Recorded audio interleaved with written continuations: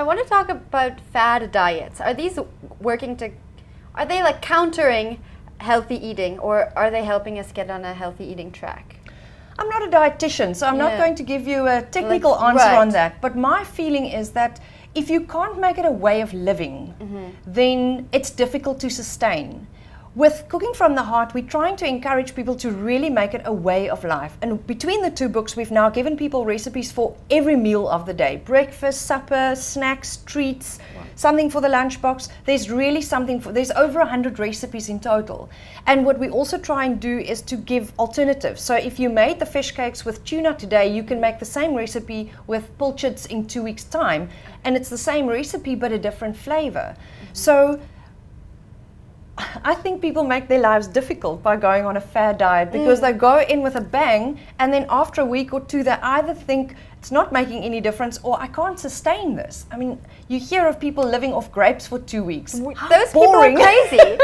How can you do that? I want to have a little bit of everything. Yeah. So for me, that doesn't work, and my philosophy is moderation and variation. Then you can eat pretty much what you want, as long as there's a nice variety and you don't overeat or overindulge on one ingredient.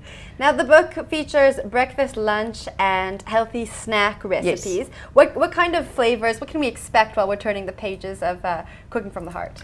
A lot of fresh ingredients, a lot of vegetables and fruit. We season the different dishes with spices and fresh herbs, dried herbs, lemon juice, of course, and then things like peanut butter.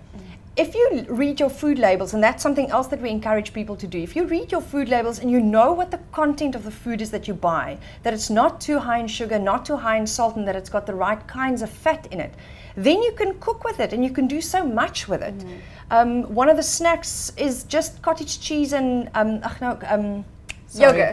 yogurt and peanut butter. It's here and it smells delicious. Yeah, That's why.